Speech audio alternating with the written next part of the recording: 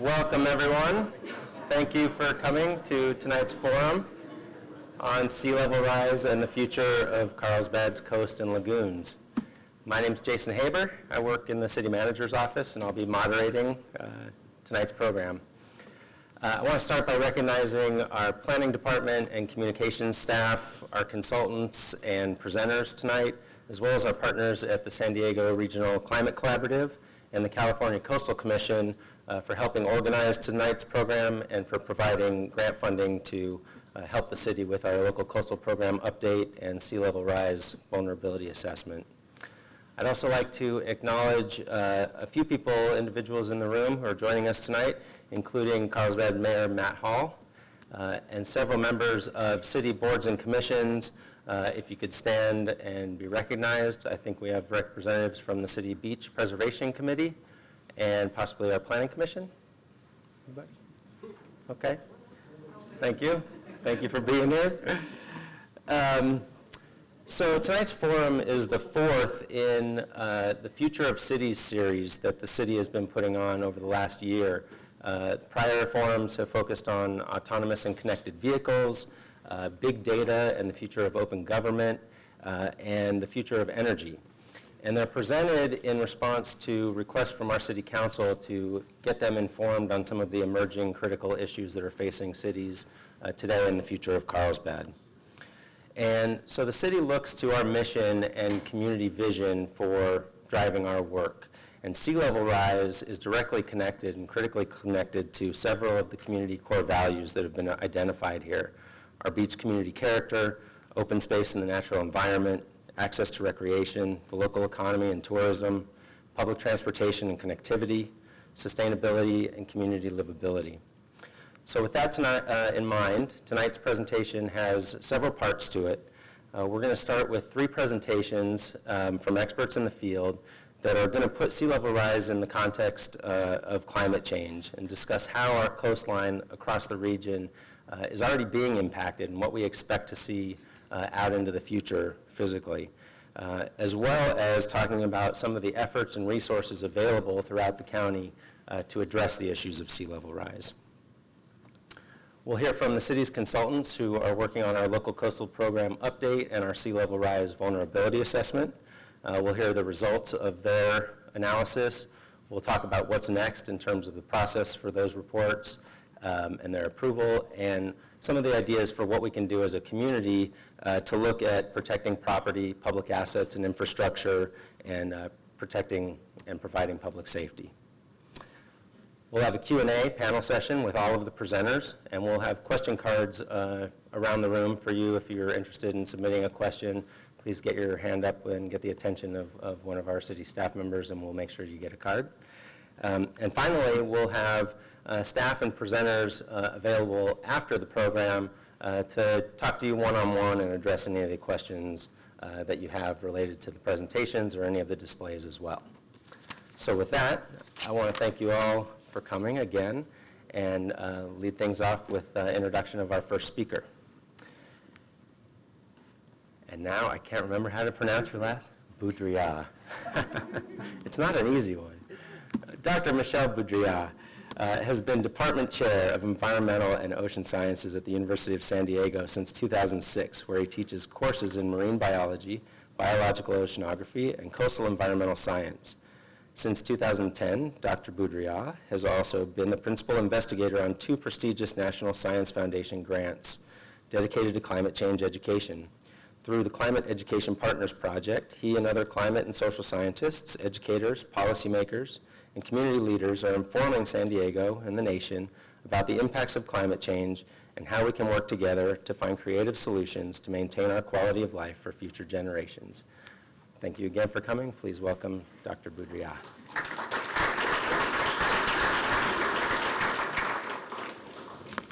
So thank you for having me start this event tonight. And I'm going to sort of give you a bigger context, and I think we're going to move on to some more specific discussions about climate change in the coasts. And so one of the things I want to start off with is the fact that we in San Diego love being outdoors. We love our beaches, our mountains. It is a quality of life that we enjoy.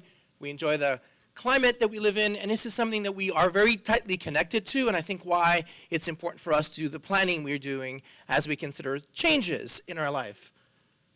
And so since we're going to talk about sea level rise, I like using this photo. This was a photo taken by one of our colleagues at the Southwest Regional Meeting on Sea Level Rise from NOAA at the La Jolla Beach and Tennis Club, and as they were talking about sea level rise, they got a direct example of sea level rise as the waves came into the meeting room. But I think it puts into context the reality of what it is in San Diego County to deal with these issues and how it affects our infrastructure and our beaches.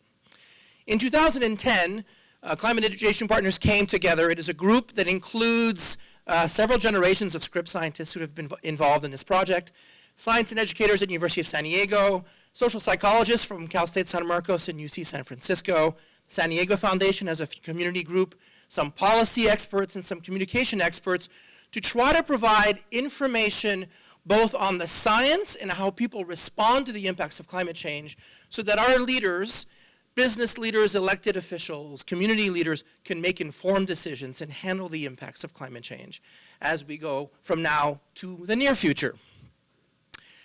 One of the things we can do with this project is to talk specifically with decision makers. And so when the Port of San Diego was going through their climate action plan, there were some port commissioners that were more on board with climate change or others that were more skeptical, and they didn't know exactly how to get all the messaging across. So I was asked to sit down, have lunch with some of the port commissioners, and talk to them about how science is done, what the information is that is relevant to San Diego County. This effort, connected with some of the work from the San Diego Foundation and other partners, led to the Port of San Diego unanimously adopted a climate action plan that included the impacts of climate change. And we view this as a connection between the scientists with the information, the educators, and the people making decisions to provide the information that's necessary to make important decisions related to the impacts of climate change in San Diego County. The group also has been doing some work trying to find out what our leadership is in San Diego County. As you may well know, all 19 cities now have a greenhouse gas inventory. More than 10 cities have a climate action plan. I know Carlsbad is very proud of the ones that they've worked on as an example of one of the 10 cities that's already working on this.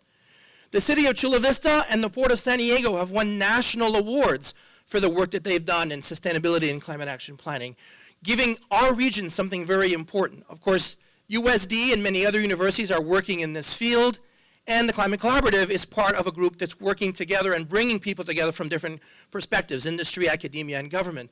So San Diego is a leader in this area, so it's important for us to think as the cities in San Diego County that we are the model for making these decisions and making the right plans related to the impacts of climate change. We also put together a resource that is of value for many people. It was put together by a group that included a variety of different perspectives. There are hard copies here that you can take home. There's also going to be a link to the webpage if you want to download it, and also look at our other resources. The 2050 report really was put together in a way that's unique compared to the kinds of resources that are typically used to explain the impacts of climate change. First of all, the climate science was regional and local. We focused on the impacts of the science that affects San Diego County and the Southwest region specifically. We also really thought very carefully on how to communicate the science by using infographics, by having something that's clear and gets the message across, and yet still have the resource through the website for all the deeper scientific dives that you might want to do and get the actual primary literature that's behind there. We've also framed it in the context of social psychology. How do you respond to these issues? And it's part of things that you can do. It's part of maybe who you are. It's part of your deep values. And we're seeing that by connecting to what we want to do and the objective perspective of the science, we really get a good synergy between those two perspectives. It's also focused specifically on our community leaders, the people making the decisions, those who need the facts to make the smart decisions that are necessary to prepare their communities for the impacts of climate change. And it's designed with hope in mind, opportunities and possible solutions of what we can do. The science part is organized along these principles. This is one of the pages in the report. The key driver, of course, is the changes in temperature and precipitation, and the major impacts that are going to affect us all in this region are impacts on our water resources, coastal flooding, wildfires, nature's benefits, and public health.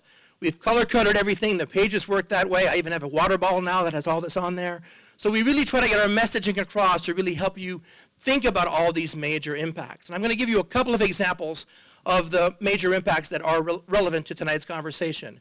The first is the basis of all of this is the change in temperature. If we look at the baseline from 1985, by 2013, when we published a report, we were already 1.7 degrees above that baseline on average, and the predictions are that it'll be almost 5 degrees above that by 2050, which is only about 30-something years away. I'll remind you that we're now in the 7th consecutive month of having record temperature. 2016 will probably be the record that beat 415, that beat 14.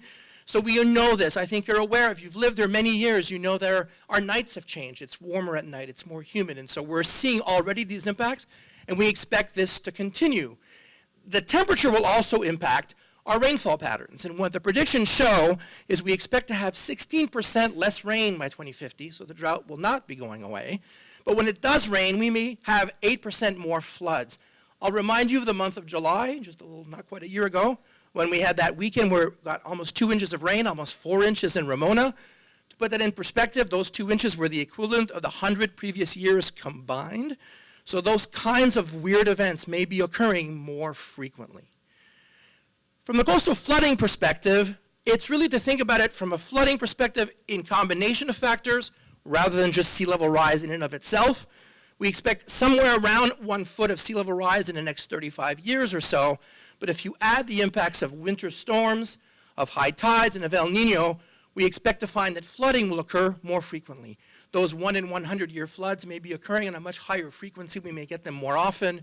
And so this is something we need to consider when we think of our planning. It's not just the sea level rise itself, but it's all the other impacts that are connected to this as well.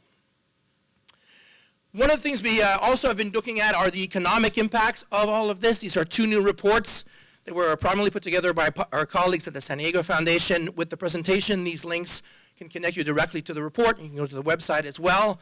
An example of some of the impacts of flash flooding would be the impact on roads, the impacts on your beaches. I think we already heard that in the introduction, and it's what's really something we need to consider and need to prepare for. I think you know this locally. These are the kinds of things that have occurred where the roads themselves are affected, where the beaches are affected. We like using our beaches. We like going there, and even that piece of the quality of life is enough for us to think about what we want to do to prepare for the impacts of coastal flooding and climate change. So what do people think in San Diego County? Why are we leaders, and why do we want to do something about this? We've done a lot of public polling. We polled over 1,000 San Diegans in San Diego County as a whole, and more than 7 in 10 think we can have both a healthy economy and a protected environment. It is not one or the other, but it's actually one of the things that combined will allow us to prepare well. What do our leaders think? We've interviewed over 150 of the who's who in San Diego County, the elected officials, the business leaders, the community leaders, the faith-based leaders. And when we ask them, are you concerned about climate change? 9 out of 10 are somewhat or very concerned about climate change in their personal lives or even in their business. Yet, when we ask them, are your colleagues concerned about climate change? Are your peers concerned? The answer is only 1 in 10. We don't talk about it enough, which is why we love these kinds of events where we can discuss the fact that we can work together, that our leaders want to work together, and then the San Diego region can be a leader in discussing and preparing for the impacts of climate change. And some of our efforts over the last few years have led to more of these kinds of discussions where we can actually share the information that's needed for the leaders to be confident in making the decisions. And the leaders are from all different walks of life in San Diego County. We do have the will and we do have the people who want to make the right decisions. And by working together, we expect to be able to make the important decisions necessary to handle the impacts of climate change. If you want more information, I encourage you to go to our website. You can download the report. You can download the summary of the interviews that we have done with influential leaders. We have some videos, including short impact videos, and so if you want to use them with your friends, your groups, your students, if you're a teacher, these are all available to you. And as I said, the hard report is in the back, and I'll be around at the end to answer some of your questions, so thank you for your time.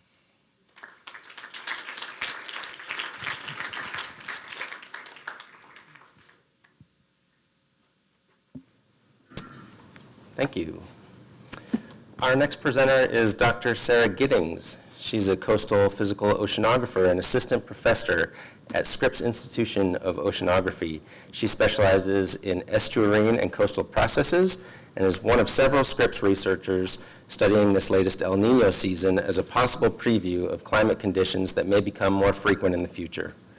In addition to conducting research and teaching at Scripps, Dr. Giddings hopes to disseminate her research through public outreach and applications to policy.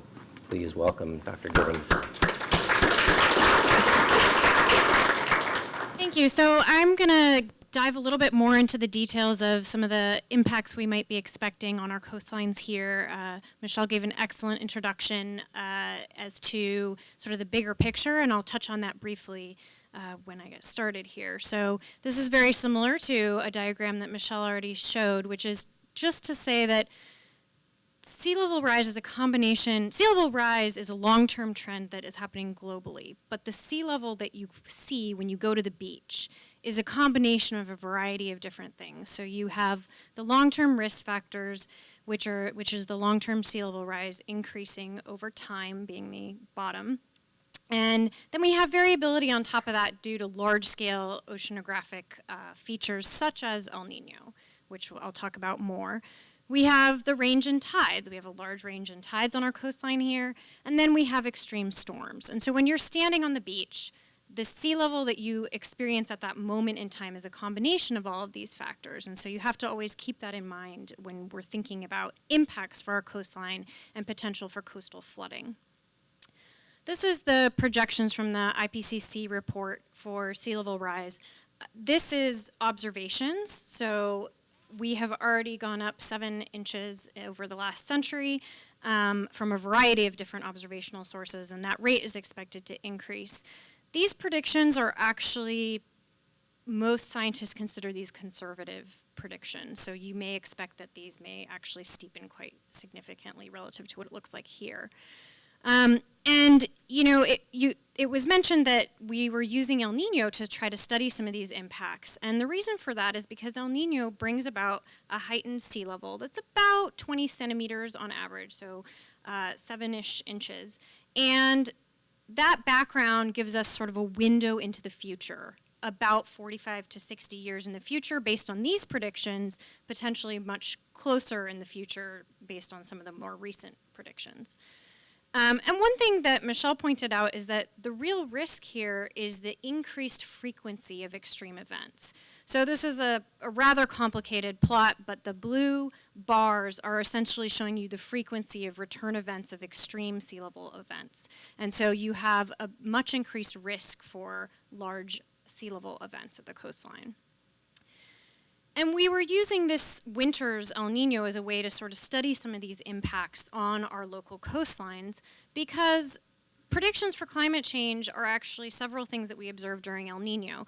And, you know, this forum today is focused on sea level rise, which certainly happens during El Nino. But as Michelle mentioned, this is a whole variety of different things that are happening as a result of climate change, some others which are seen in the El Nino as well, such as warmer oceans and warmer air temperatures. And then certainly large waves.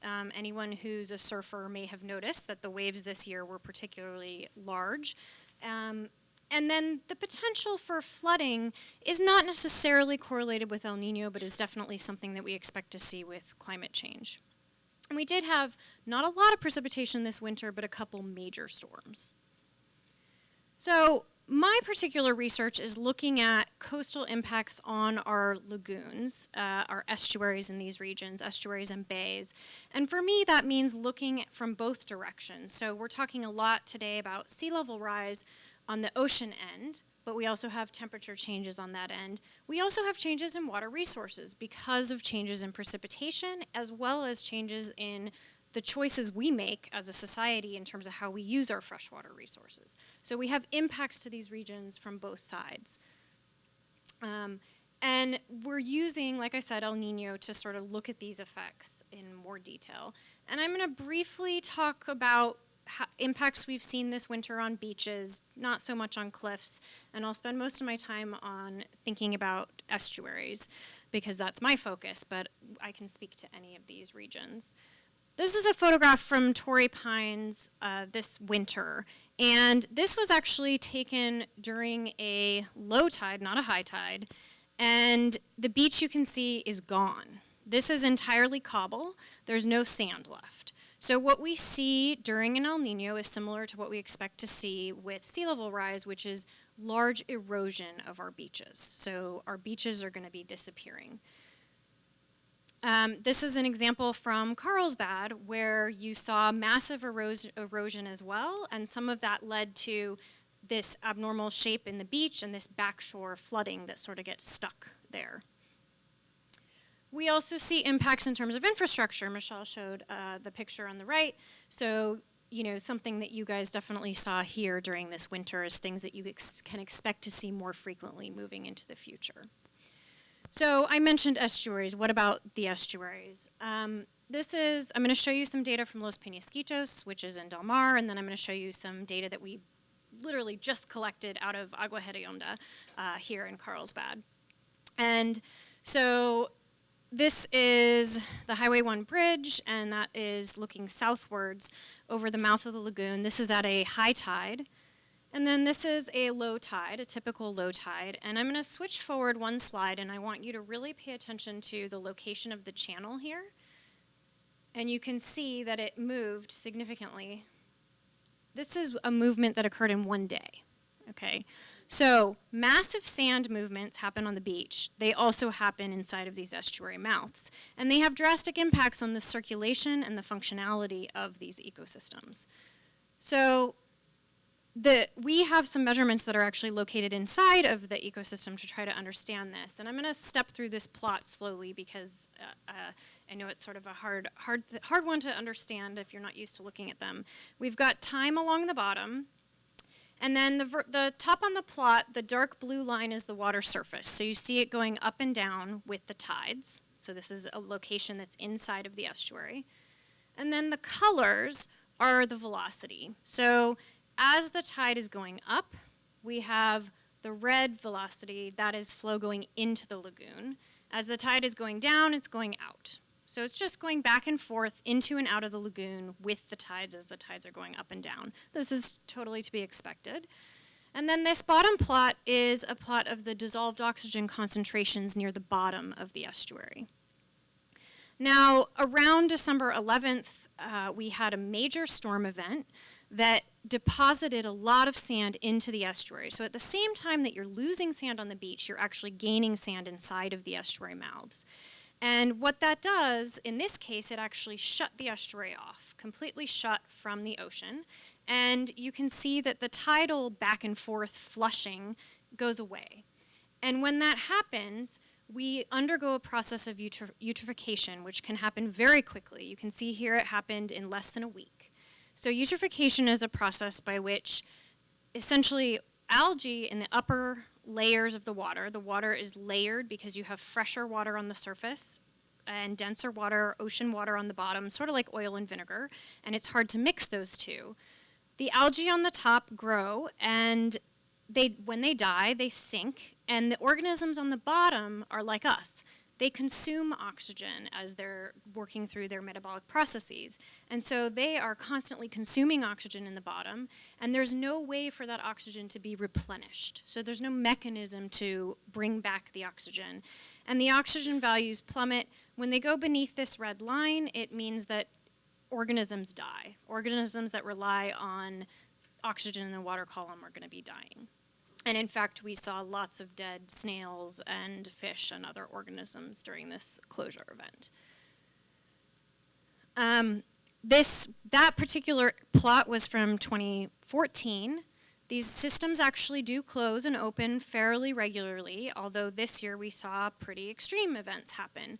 In this case, this system actually closed with massive cobbles, not just sand. So huge amounts of wave energy moving not just cobbles, but also sand. And we had significant accretion and flooding because when you block the mouth, you can also flood upstream from increased precipitation. So we had that happen. Tijuana Estuary closed for the first time since the last large El Nino, and it actually led to flooding the streets of Imperial Beach with sewage, and as well as massive die-off of leopard sharks and other organisms. Los Penasquitos, San Dieguito, San Elijo actually closed this year for the first time in many years. Bataquitos Lagoon has seen significant accretion, and then Agua Hedionda has also seen significant accretion this winter. So this is the data from Agua Hedionda, and this is a longer time series, and this is honestly hot off the presses. We still are going through QA/QC on this data set. But this lagoon does not entirely block off, but the large amount that comes into the lagoon in terms of the sand actually mutes the signal. And so we did see oxygen dropping, but we're not totally sure about the quality of this data yet. So this is sort of yet to be determined what was happening in this particular lagoon, but this is just to point out that we're looking at these problems in the lagoons here in Carlsbad as well, and they're expected to see similar effects to the other small lagoons up and down the coastline. So I just want to wrap up with thinking about what you can do. I think a lot of people walk away from things like this scared, and I want to make sure that people think about things that they can do. So we have a project right now where we're trying to get citizen scientists involved, and the way in which you can do that is with photographs. So there's several different websites. One of them is called the Urban Tides Initiative, and you can go online and download an app if you're an app-savvy person, or you can actually email the photos directly. And when you take photographs like this, we as scientists can actually use these photographs to look at erosion of the beaches, erosion of cliffs, accretion of the estuaries, as well as flooding. This is a high king tide event at San Dieguito Lagoon. So that's a way in which you guys can contribute, and hopefully that'll be something that at least leaves a little bit of brightness to this scenario.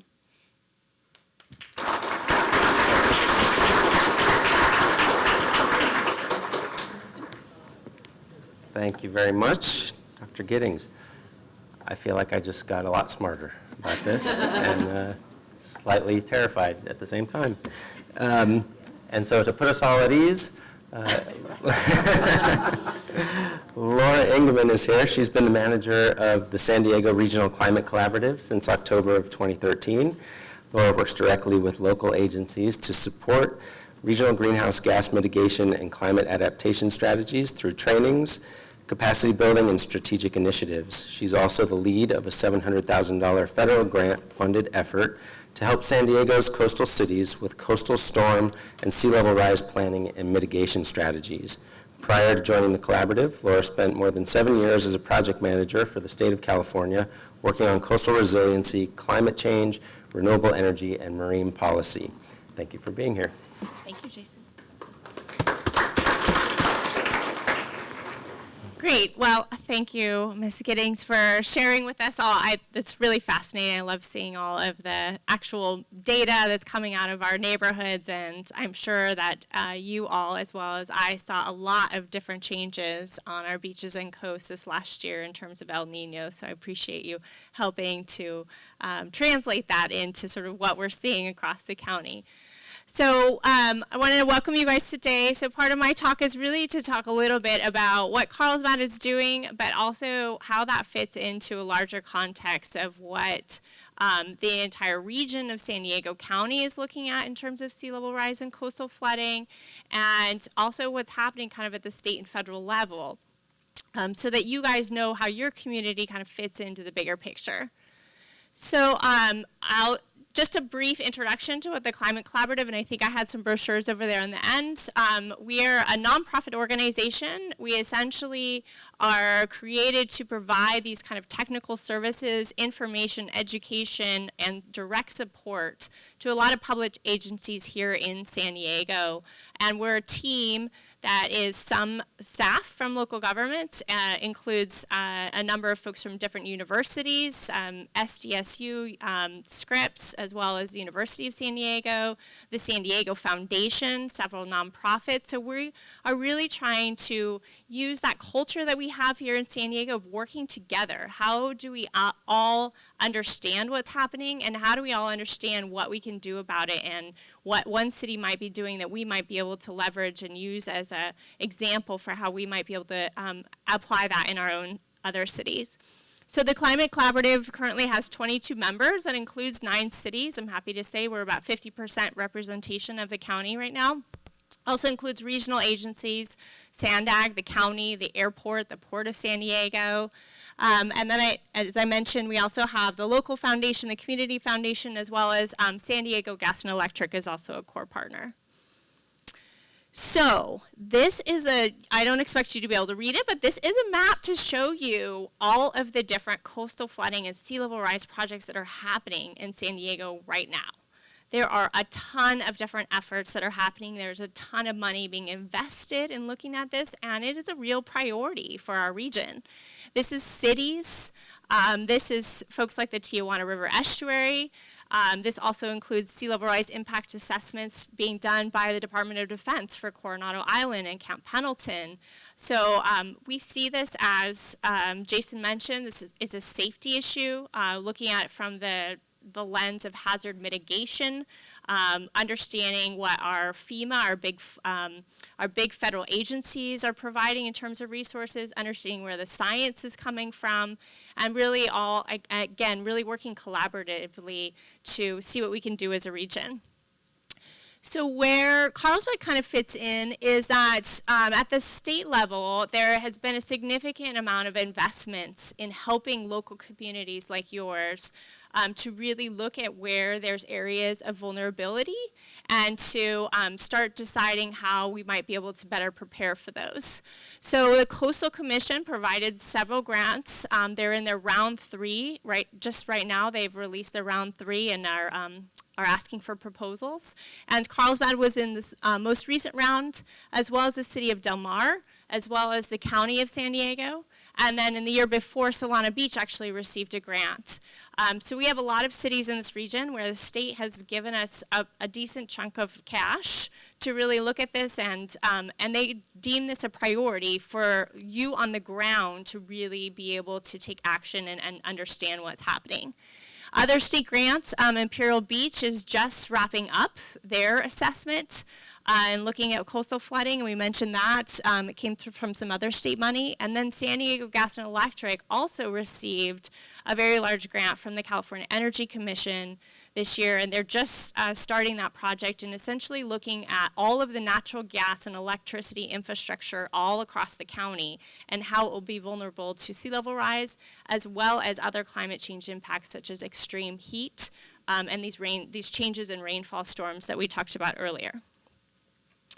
Other initiatives, just to give you a sense of some of the other ones, the San Diego Foundation has also provided some local funding to help supplement Imperial Beach, also helping the cities of Oceanside, Encinitas, and San Diego to start understanding their vulnerabilities, worked with the port and a number of others around San Diego Bay. And then, as I mentioned, the Department of Defense, the airport, and the ports have clearly looked at sea level rise. Their stormwater infrastructure, all of their major critical assets are right there on the water. So they are definitely aware of this, and they're thinking about these. And then the city of Chula Vista has their Bayfront master plan. So in combination with the port, they've also been starting to even look at strategies for development and other ways that they can preserve their public access and the use of their bayfront even under these sea level rise scenarios. Lastly, as Jason mentioned, we are very excited that as a group, the Climate Collaborative worked with a number of your cities, including the city of Carlsbad, and we pulled together what are our needs for us as a region in terms of more support for looking at these issues around coastal flooding and climate change.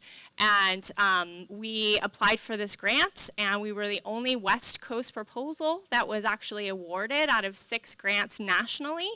And we are really excited because it's a regional effort, and the whole purpose of this is to bring together the resources that we have. A lot of the folks, the rest of the people around the state, consider us very fortunate that we have folks like Scripps Institute of Oceanography in our backyard. We have access to scientists right here.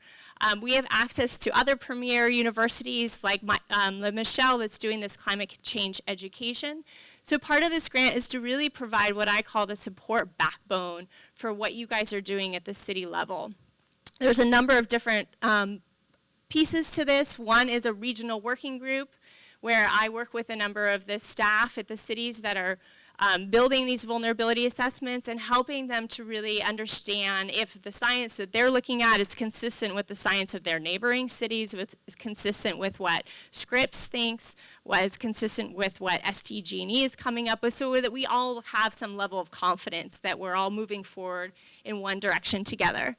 Other things is bringing together a science advisory committee so that we have local scientists that want to get engaged, that know something about estuaries, that know something about our beaches and our sand movement, and they can really bring that local expertise that we want on the ground and take that global picture of climate change and bring it down to a level where we truly understand what it means for our own backyard.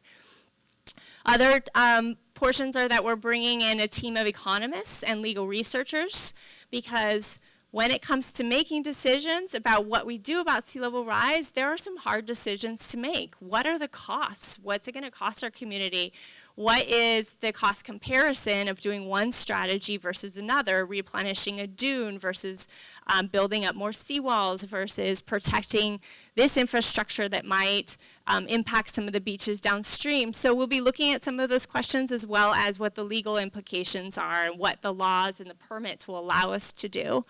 And then last, we'll be looking at living shorelines, which is essentially a term that means your natural landscape on the coast.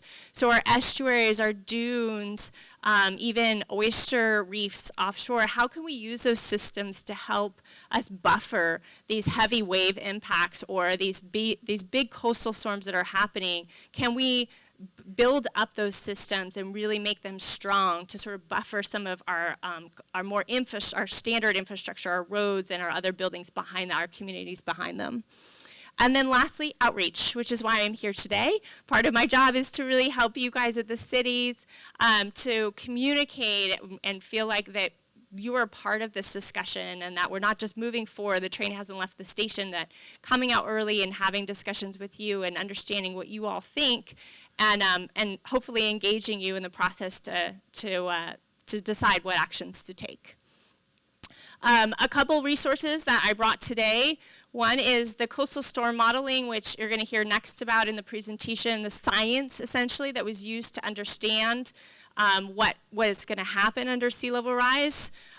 There's some frequently asked questions over there. It's still a little technical, but it's a way for you guys to perhaps better understand what that science is and who did it and where it came from. The Coastal Commission also has what is called the Sea Level Rise Guidance.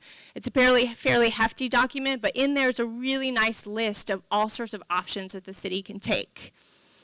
And then other examples and other things we're bringing to the table are things that other cities are doing. So the city of Goleta, which is north of Santa Barbara, the cities in LA are all undertaking this. So I provide some connections with what those cities are doing and bring some of that back to the table to you guys to understand. So with that, there's a website, climatecollaborative.org. You can find a lot of information there, and I will be here and happy to answer your questions.